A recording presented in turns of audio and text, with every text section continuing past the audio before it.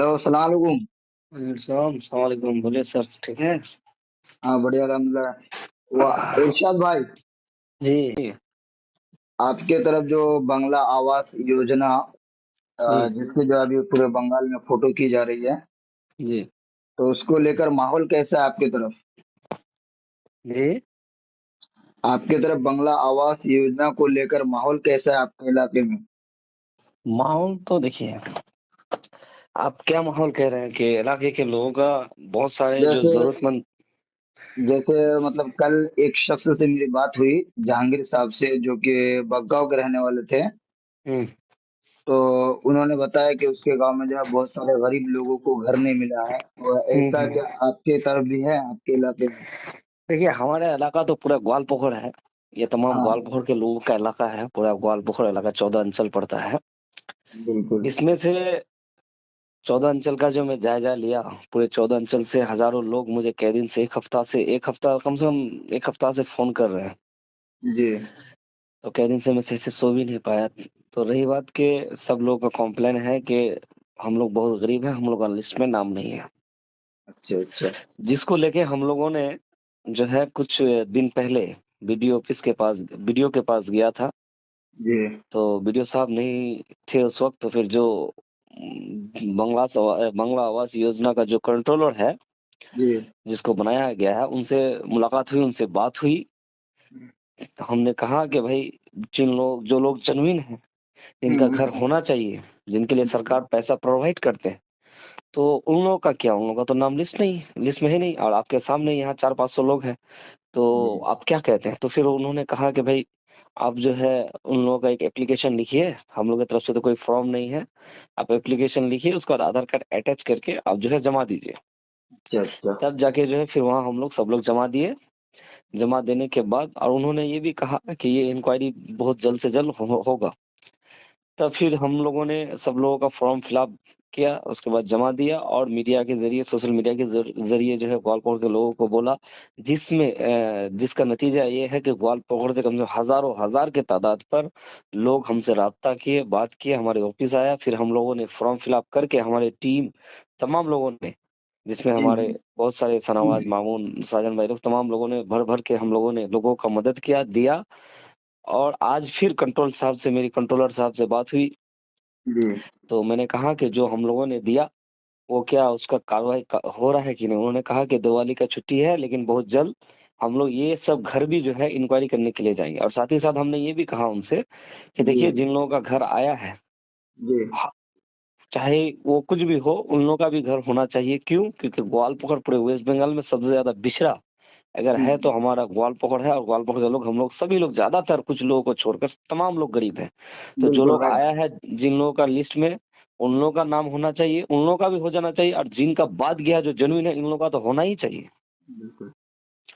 तो उन्होंने आश्वासन दिया और हम लोगों ने जमा दिया। और ग्वालपोखर के लोगों ने और भी जो है हमको फोन फोन करके हमारे ऑफिस में जमा दिया है। जो है हम जमा देते हैं, कम से कम हमारे हाथों से जी। 4000 प्लस जो है हमने जमा दिया। बाकी अब कितना इंक्वायरी बीडीओ ऑफिस से होता है, वो देखने की बात है।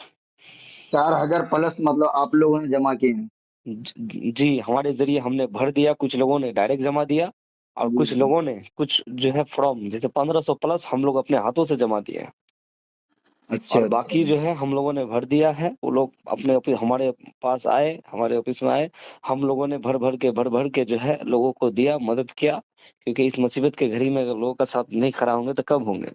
बिल्कुल बिल्कुल। तो इसीलिए हम लोगों ने सोचा कि वोट के टाइम होता है तो नेता सब जाता है, लेकिन अभी जब जो जेन्युइन हकीकत में जब ग्वालपोखर घूमता हूँ, चाहे हमारा गुड़गांव साइड हो, जी शाहपुर साइड हो, पांजीपड़ा साइड हो, धर्मपुर साइड हो, मजलिसपुर साइड हो, या फिर हमारा देवीगंज, महुआ अंचल की तरफ हो, भीरस्तान हो, या जी फिर हमारा लोधन साइड, जनगांव साइड, बिबरी साइड, कहीं पे भी, खागड़ अंचल, कहीं पे भी हम लोग जाते हैं।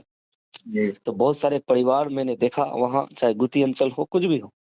तो वहां देखा कि बहुत सारे ऐसे गरीब है, बहुत सारे हैं कि जी जिनके घर से जब पानी का, बारिश का मौसम होता है या और आंधी तूफान का ये होता है, तो उसके घर से जो है पानी टपकता है।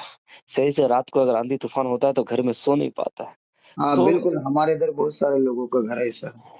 जी जी जी, बिल्कुल। इसीलिए जो है हम लोगों ने आवाज उठाया और इस आवाज पे लोगों ने लेटबैक कहा।